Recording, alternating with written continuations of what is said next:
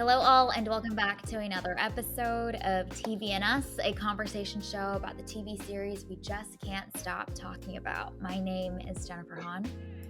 And I'm Sarah Callan. And each season, we focus on a different show, reviewing it episode by episode. We invite you to watch along with us. Right now, we're reviewing True Detective with our friends Nate and Pat, and today we're on episode 3, titled The Locked Room. If you haven't watched this episode yet, this is your spoiler alert. Please check it out before continuing to listen. Okay, Sarah, kick us off with an IMDb summary for episode 3. Cole and Martin finally get a new wind in the case and can confirm a suspect. Martin's mistress gets on with somebody else, leaving him furious. Cole's theory becomes increasingly more convincing than ever. All right. So let's start off with our episode titles of choice. Sarah, I'm going to have you go first today. My choice is Nothing Is Ever Over. I'm reading into that with all of our other conversations around your feelings about the show. Nothing is ever over until we get to episode 8. Okay. Pat, what was your episode title of choice? I like mowing my lawn. I love it. I love it. Nate, what about you? Mine was Marty's House of Cards. Oh, very good. Very good. Clever. Mm-hmm. Jennifer? Mine is Bad Men versus the Other Bad Men. That's very good. All right. So let's start off with our thoughts about episode 3. And we're all on the edge of our seats. So I'm going to have Sarah go first. The question remains, and will it get answered today, on when the moment will be when perhaps you turn to love this show. What are your thoughts about episode 3? Did it do it for you or not so much? Yeah, this is not the episode where I grow to love True Detective. We have to wait another week and see what happens. I will say this episode is the best episode so far of the season. This is far better than the previous 2.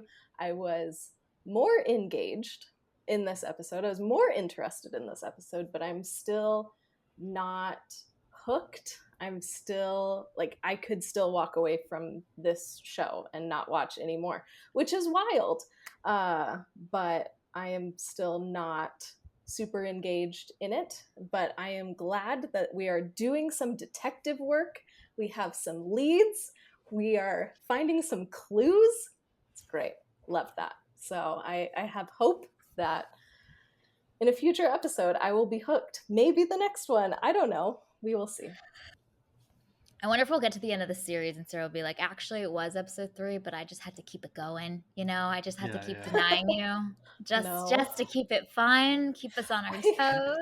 I really want to love this keep the show. Clickbait going, maybe next episode. I really want to like this show. And I'm not there yet. I still, and it's not a bad show. I can appreciate all of the good components. There's a lot of technical things that are very good. I am just not connecting with it. And so I'm hoping that there will come an episode when I am yes, I am all in, but not episode 3, unfortunately. I like how there's this ongoing meta podcast cliffhanger every episode where it's that's what I'm saying. She's got to keep it going for us. As a firmer opinion formed. I remember one of the years that Leo was nominated for an Oscar, they were like, they can't give it to him so that people will come back to watch again. Will this be the year that Leo finally gets his moment, Jen, what did you think? I loved this episode. I was here for it. I feel like this show has heard the things that I'm wanting from when we talk about it in the previous episode, because it answers and addresses so many of the things that I was looking for. This episode makes Marty's character a lot more interesting and exciting, and we can dive into some of what those aspects are. But I think that actually for Marty specifically, but also for Cole as well, there's there's a lot more we're seeing the complexities in them beyond just what we've learned about them so far. And that was really fun to see. So I still am like, about the detective story. Cool. They're making some progress. They found some leads. But as a character study, this episode does a lot to contradict and show us new things about these human beings that we've been following. And I ate it up. Which is hilarious because Sarah's like, I don't give a shit about this character study and these characters. Where are the bodies? I want bodies. I want DNA test results. I sure do. I Let's want make some mouth progress. swabs. Yes, you had 2 weeks to solve this damn murder. Where is your progress, people? Nate and Pat, thoughts? I had a great time. Yeah, I do now. I think I can see where what Nate was saying last week about the second episode maybe being the weakest of them. Um, I did think this episode was really strong, and there were some events in it that I forgot if they were going to happen in this episode, but I knew that they were soon. So when they did, which we can dive into those momentarily, I was like, oh yeah, we're getting into it now. Yeah, I agree. I think this episode does both things kind of really well. It like, I don't think it like reveals any like super new like facets of like either character, but it really deepens and like digs into a lot of the stuff that they've been sort of like tipping their hands on in the first 2 episodes. And then it also progresses like the case quite a bit. Like that, all that stuff is like pretty exciting, and you start to see dots getting connected, which is fun. I forgot how some of those dots got connected. Yeah, one thing that's neat about this episode is that you see that the two of them are getting to know each other better and can see each other clearly, and then it allows them to talk shit about each other with so much more like depth than we did beforehand. It's almost like when you're getting to know a new friend and you haven't reached that point yet where you're like, oh, I know you well enough to like poke you in this area. So they can see, honestly, there is a couple comments that they make about each other where I'm like, they see each other more clearly than they can see themselves. And that is really fun to see. Makes for some good dialogue. While watching the beginning of the episode where they're at the like pop-up church, I thought of you because I was like, Jen must just be eating this up like popcorn and I was candy at a eating movie. it. Yes, shoveling it into my mouth. It's great. So good. Yeah, that dialogue is gold because it's just like, I don't know, they're like sparring. Like it's so good. Yeah, and it's like you can only spar with someone that you understand and you know which buttons to push too. Like they clearly know how to push each other's buttons now. And I think it's going to be fun to see how they continue to just even more, give us more. And also, they're like there to do a job, and they're seen and clearly stick out like sore thumbs. And that conversation still provoked Marty to give Russ the middle finger as he walked away to go talk to someone. Sarah, what did you think about that scene? No, I thought it was good. She fell like it was a good episode. It was well written. Is there another animal in the rafters of that tent? I did not see an animal. No, Okay, I didn't spot one. So there were no owls in that tent. But the confidence with which she said that statements means she looked. She looked. Did not find. I do have a problem when I'm watching things and I look everywhere that you're not supposed to look, probably. Like I'm scanning like the entire frame instead of just like focusing on the main characters. Mm-hmm. So whatever. I watch things in a strange way. But I was like, while all that was going on, I also really appreciate Shea Wiggum as the pastor. He did such a good job in that role. He is a very good actor. And so it was just nice to see him like pop up in this little role. So that was also fun. Agree with that. I didn't go back and look at the scene from the previous episode with the owl because HBO is a nightmare to use. And I was like, scrubbing to the end of this episode is going to take the rest of my day. But I did like very carefully pause it on like the episode recap, and I was like, oh yeah, there is an owl. Thanks, Nate. I appreciate that. That was exciting to see. other thoughts about things that maybe Sarah worked for you this episode? Because you said the word more twice. You were like, this is more interesting. This is getting more engaged. What contributed to the more for you? Yeah, I liked that we're making progress on the case, but I also liked that we got to spend more time with Maggie. To me, she's an interesting character that I would like to know more about, and we can see that tension between her and Marty, but then also Rust is in there as well. So I think that that's some interesting character things that are happening there. So I hope that we see more of Maggie and get to know a little bit more about her. Uh, and I really want her to just leave Marty's ass because he sucks. So I'm rooting for that. I'm rooting for her. But yeah, it was nice to see more of her in this. Curious, what was both of y'all's first thoughts when you first see the frame where Rust is clearly at the house and Marty's not there and he's like dirty and just like in a tank top? He knows Marty's weak spots and the things that he's fearful of and insecure about and like terrified of his wife finding out about things. And so like the way that he spends time there, he knows how to get under her skin, and you see Marty react in the most predictable way possible. And there's like a sense of satisfaction that you see that Rust has because he knows.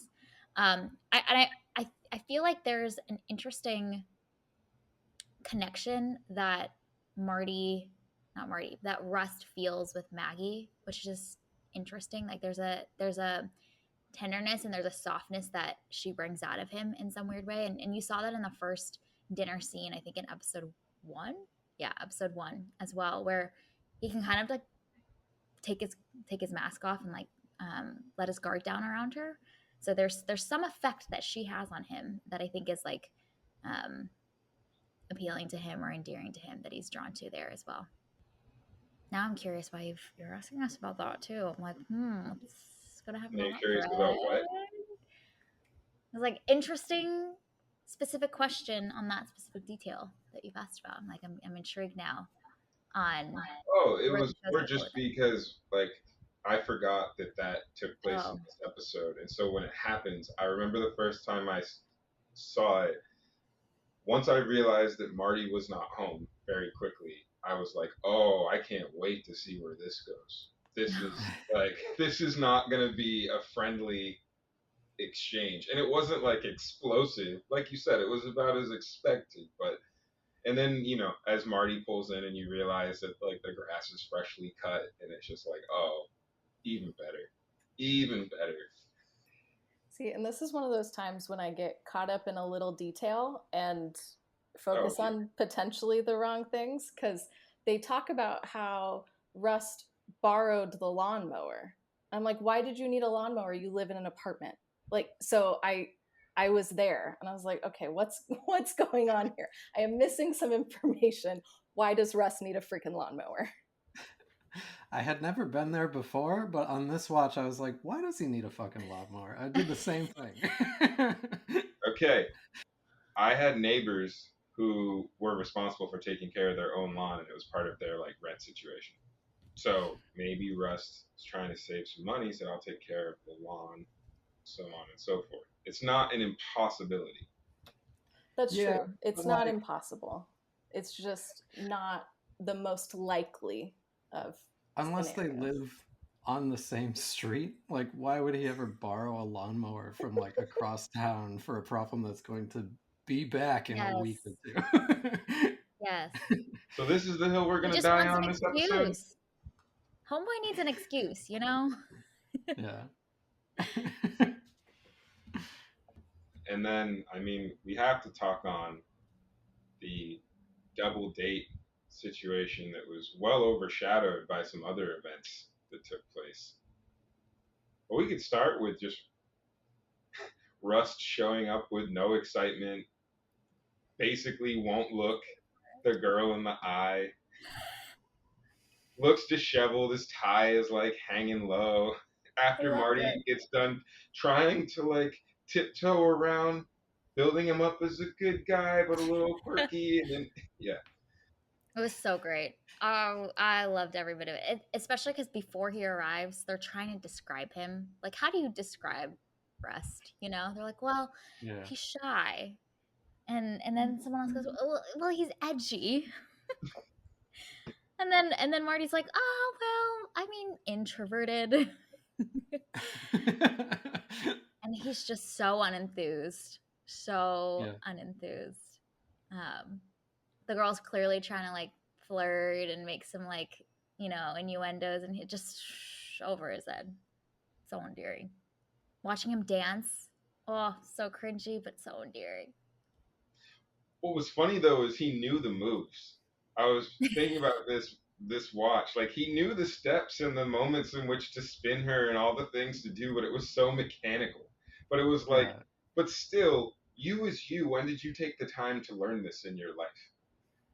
He looked so unnatural. He looked like a sculpture of a spider or something like that. It was just like I couldn't get past it. Oh, I love when the girl is trying to make conversation, like, "Oh, you were in Paris for a month. What did you do?" And goes, "Mainly just got drunk in front of the Notre Dame." Cut and like cuts to the next scene. Amazing. Yeah, so Marty showed what kind of an outstanding or upstanding individual he is. Sarah, I'm sure you loved everything about this, the validation that you got. I mean, we've seen that he's just a controlling narcissist for the last 2 episodes, and we see it on full display here. It's like, yeah, you suck as a human being.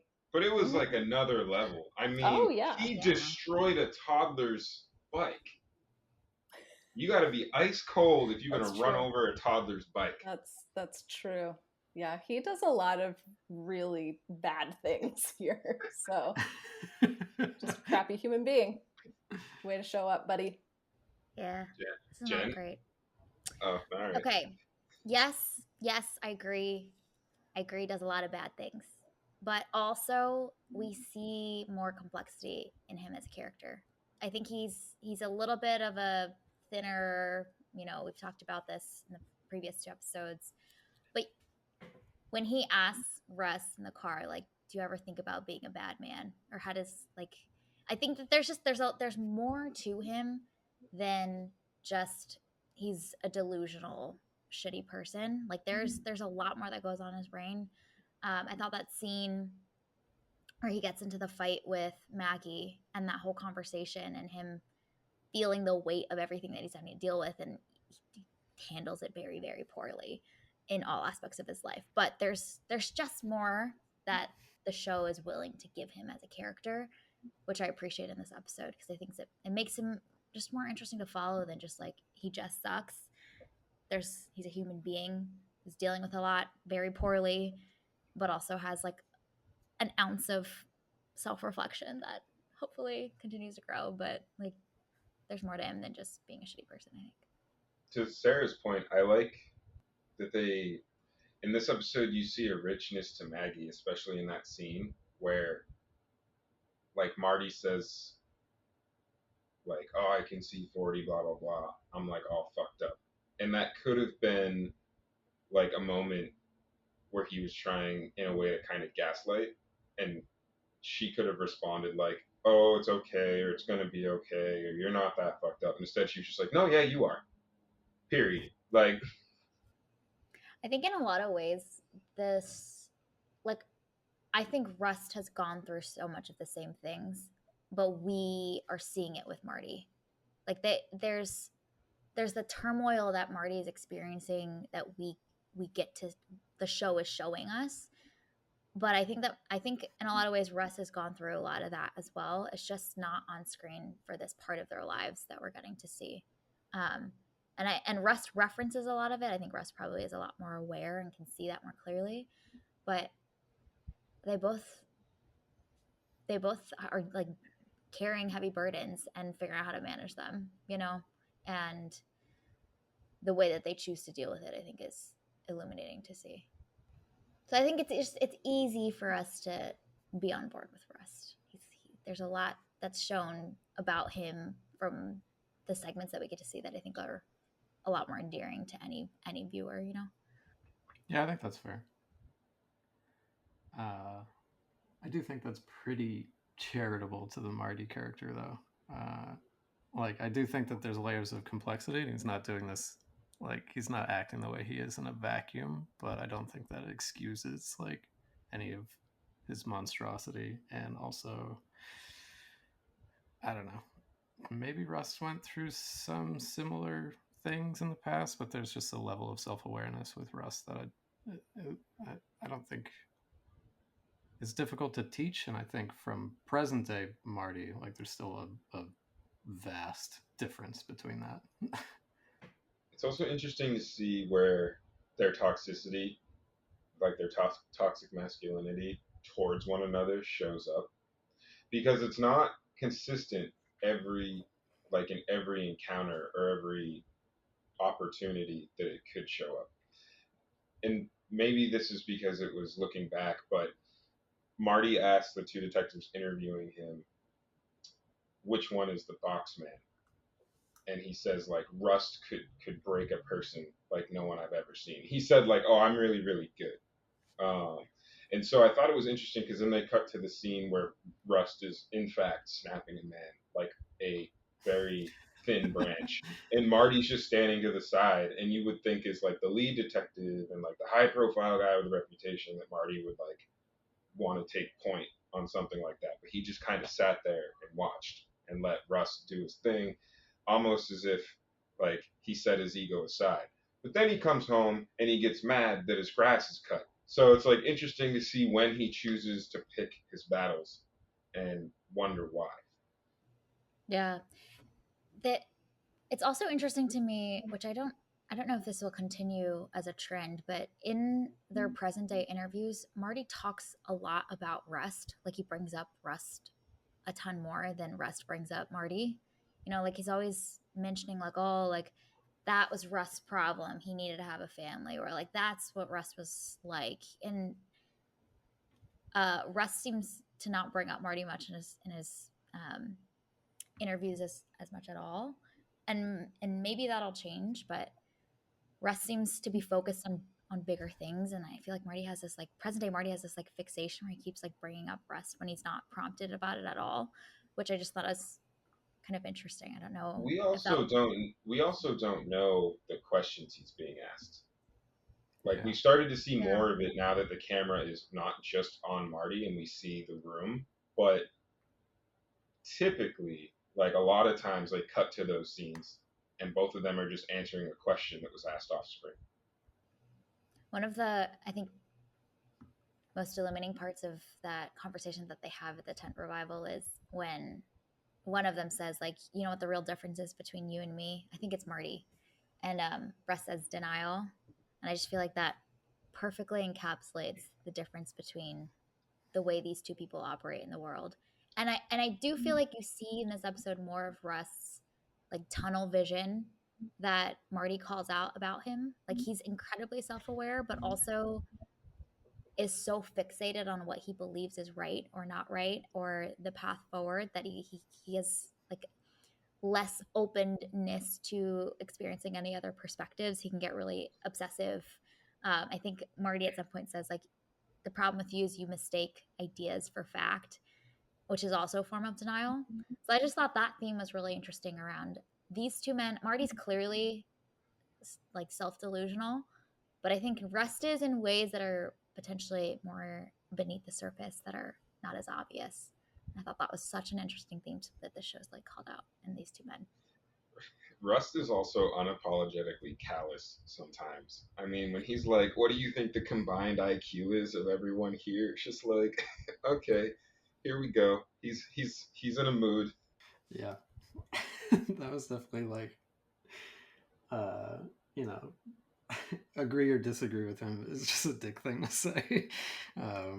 And I love Marty's response to that. Like, can you see Texas from that high horse you're sitting on? That whole dialogue was just so good. Yeah, so great. Okay, other things that are noteworthy that we wanted to call out in this episode. it's worth noting that Rust went very, very deep in terms of investigating, like in the um, evidence room and stuff. And if he hadn't done it all that extra time, they wouldn't have had the break that they did. I think one of the things that surprised me about this episode is that the 2 week deadline wasn't really mentioned. Like, it wasn't really a big factor in this episode. I really expected that deadline and that time constraint to be a source, like a clear source of tension and stakes, and really help fuel some of the conflict between the two of them. And this episode doesn't really do that. So that kind of surprised me a bit, that they had this really cool device and they didn't use it, and they created tension in other ways. It was interesting. I think they did a little bit once they left the what was it, the tent revival thing. All they had was like man with a shiny face kind of thing, which was like a pretty cold lead to go on. And then they start to argue about like what to do next, and it's just like Russ is throwing out all these things. He's like, we don't have the resources or the time to do any of that, basically. So I think that was one thing. And then like when he comes up with the lead on what was it, the dead body that washed up on shore, like they start to like, captain tries to give them a case and they're like, we got like a couple days left. So I think you get it a little bit, but yeah, it wasn't like as bright a ticking clock as it seemed in like the previous episode. Rust is still carrying the team with this case, man. He's doing so much of the work. Like, I'm intrigued if it'll be more balanced later, but like what is Marty doing? Except for like receiving the praise and accolades from his boss for having an outstanding reputation. Like, let's just let it wash over him. He destroys the joy that was supposed to be had by toddlers and their bike. It's hard work. It is hard work. Yep. It is his service to the community, destroying the joy of children. I do like the way they shot that, where like the car takes up almost the whole frame and just like comes in like a whale. Bike gets like crunched. He drives it as far into the curb as he can, and then it's just like, oh, this isn't gonna be good. Yeah, that latch on our door did not put up a battle at all against his Neither rage. did her closet door that he threw the dude through. But it's fine because he's not a psycho. Oh yeah, I loved that. Self-delusion at its finest, man. What did y'all think of the ending? The ending was different. Are we just gonna not comment? The ending, like with them showing up to their suspect's home, Mm-hmm. that final shot. I mean, I feel like every episode so far has done a good job of leaving us with like a crumb to hold on to before the next one. I do wonder that the last like 5 minutes of this episode feels like the pace of the case is picking up again. So I do wonder if that energy continues to hold and grow in episode 4, or if it's just the moment. There was like a level of, all right, we're going, we're doing this thing now. And the episode ended, I was like, maybe episode 4 now will be the thing that delights Sarah, because we're picking up the pace. The pace Exactly. is picking up. And it wasn't like a full momentum. cliffhanger. Right. And it wasn't like a full cliffhanger, but it was like interesting because they weren't in the frame, and they still decided to show this individual in a gas mask and whitey tighties covered in horrible tattoos. Um, so to me, I'm very curious to know what's going to happen next. Sarah, I feel like the inner like crime drama fan in you is just, you've been screaming for something like this all this time. We are finally making progress, and I am glad that we are making progress finally. I did like that final shot just lingers for a second, and it feels like like a still of like Bigfoot or something. So it's like they're chasing this like mythical thing that's only been spotted, you know, in blurry photos before. So I just thought that the composition of that final frame was really intentional and really interesting. And it's paired with Rust, who gets the best ending of episode lines so far. I think he's like 3 for 3. He's like, and all dreams end with a monster shot. So good. So good. I think this ending is a little confusing, and I think you just kind of like proved it because they're not, they don't know where this guy is. They're on their way to the prison to reinterrogate like the cellmate. So they're not on the way to like they're still trying to find him. Like at the end they say like he skipped parole. No one knows where he is, but we'll find him, and that's like where it ends up. Just want to point that out in case anyone's confused at the beginning of the next episode. Fair point. I watched this episode twice, actually. And the second time, I noticed more that, like, I think at the 35 or 40-minute mark, there's a very brief shot where they're in the present day interview with Rust, and they pan down and they just linger on the folder, the photo, which they reveal at the end. But I thought that was like a really great way to be like, what's in the folder? And they cut away, you know, and then we get the satisfaction of that being revealed at the end. So the way they're doing these like setups and payoffs in little ways is kind of fun. I want more of that. All right. Any other thoughts before we give out some awards? All right. Let's start with best jab. Patrick, what was your choice for this one? This episode was hard for me because I feel like all the dialogue was nothing but jabs, or like such a high percentage of it. But with that said, I still took something from early on in the episode, which was not everybody wants to sit alone in an empty room beating off to murder manuals. Sarah, what was your choice? Mine is, again, early in the episode. Russ says to Marty, people incapable of guilt usually do have a good time. That was my choice too. You Yes, took I mine. love That's it. my choice too. Wow. That's crazy. So good. Which I don't think like made me laugh as much as like the back and forth at the tent revival thing, but I think it was like the most cutting like jab. Was the one that I heard and I was like, oh shit. Okay, best character clue. Pat, you want to start this one off too? Sure. I mean, it's building on stuff we already know, but the whole interaction with Marty in the bedroom and just that like need for possession and control of her, even though it makes no sense. And she's told him, like, this has run its course, it's done. And you could even tell a little bit by, it seems like, by the question that he's asking the guy, that there's some looming insecurity or something that Marty's digging at to acknowledge that he's like special, or I don't know, whatever, however we could read into that. But there's just, I feel like it indicates that there's a higher level of fragility to Marty than we've seen. And we already know that there's fragility, but now it's like, oh, but the ceiling of his fragility has been raised. That's a really good way of putting it. Yeah. Yeah.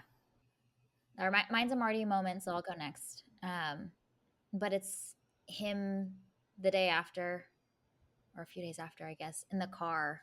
And it's the line where he says, you ever wonder if you're a bad man? And he asks Russ that. And Russ is like, no. Which is so great. And he has that great line around, like, bad men need to keep the other bad men from the door. But I just thought that was also, again, like, it pushes that ceiling up and then also creates, like, another dimension to him, which is just more fun for a character study. Okay. Sarah, what was your choice? Mine is Rust driving with his wrist, so like his hand draped over the steering wheel, which I think just points to a level of coolness and like laid backness that I know that I will never achieve, but I respect it. Makes me want to buy a Lincoln. Yeah. All right, all right, all right. Okay, Nate, what about you? What did you choose? Mine's very similar to Pat's. I did basically identical to Pat's. I said Marty stating I'm not a psychopath immediately after acting like a psychopath is just like a beautiful moment in hypocrisy and self-delusion. That's just like a perfect microcosm of like his character up to this point. But I think in general, like this episode, you really start to see like my sort of episode title like tips the hand on. It's like his house of cards and like everything around him unraveling, and this like unstable situation that he's built for himself just really like start to fall apart. And yeah, it like really paints a picture of like his possessiveness and like need for control and fragility and everything. So yeah. And also, even probably further to the side of the spectrum of abusing ethics. I mean, he uses his badge to prevent the guy Yes. from retaliating. So now it's like not only indicative of his character, but like his ethical code of having power that he's now abusing. Yeah. Yes. I also Yeah. love the sort of dichotomy um, between Rust in episode 1 or 2 saying uh, like I am very dangerous. I'm police. I can do horrible things with impunity. And he does nothing bad. He just kind of like buys drugs so that he can like help himself sleep, basically, and he pays for them. And then Marty like uses his police power to like do something horrible, and then immediately afterwards says, "I'm not a psychopath." It's just like a perfect polar opposite. There's also a really great contrasting moment of Rust when I think it's in episode 2 when he's talking about his relationship with Lori, and he was like, "I can be critical, and it's not good for people to be around that."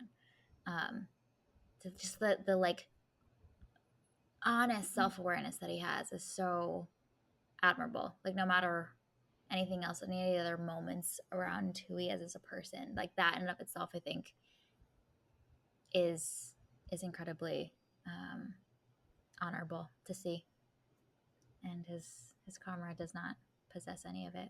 I think that the way that we see present day Marty just clearly so far down the rabbit hole of delusion is also like colors everything that we see in the past moments as well.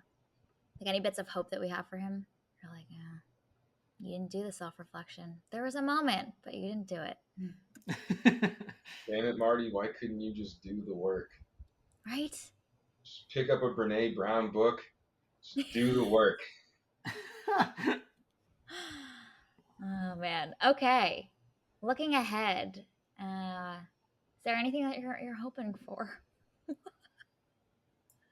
Tell us. What are you looking to see? What are you excited about? What would I want to do? see more progress on the case. We're doing great on that. We're making progress. I would like to see more. We're doing great, guys. But I want to see more of Maggie, and I want to see her. I want to see her suspicions become, reality, and like for her to actually know what's going on, and then to see how she's gonna react. Yeah. That's gonna be rough. Jen? That's gonna be rough. Mine's a little bit more macro. I think that like in general, this show seems to be like examining or scrutinizing aspects of society in the way that it has failed in a lot of ways. And each episode seems to thematically focus on a different aspect of society. And in this case, it was um, the incredibly religious groups and all of that kind of stuff. So I'm just intrigued where this case will take them on to another spot or aspect or part of component of society and what the show wants to say about that and kind of teasing that apart. So I'm intrigued to see what they do there. Any thoughts from you two on future conversations? Anything that you're looking for? Anything that you were looking for? I'm gonna plead the fifth. I'm gonna remain silent. Yeah, same. I continue to exercise my Fifth Amendment privilege. All right. Well, we seem to be gaining some momentum, so perhaps next week will be the one where the dopamine will just spike in our brains as Sarah's like, y'all, this did me in. Yeah. We will see. We will see. Or Gotta she'll wait another realize week. Too much time has been wasted. This isn't worth it. We will Fuck have this reached show. the halfway point next week. That's true. True. Have you guys seen Severance by any chance? I'm going on a quick tangent. No. Okay. I've seen like 90% of it. 90? You stopped before the last two I told episodes? you I'm very unforgiving of TV, and Severance did something that really irritated me, and I lost all interest like instantly. Okay. We'll have to unpack what part that was after we stopped recording. But that is a season of television that it doesn't really pick up pace at all until episode 7 out of 8. So I'm just like, Yes, Nate and I had talked. He is unapologetic. He treats each episode like it's its own first date, and if there's nothing calling for him to go on, he just cuts that off. Despite what was built in the 7 or 8 dates previous. I think it's a trauma response from like Game of Thrones, you know. I'm not ready to put myself out there and be hurt again. You got to do what Marty's not doing, and you got to do the work, Nate. yes. You can trust again. You just got to get there. Maybe the right show will come along, and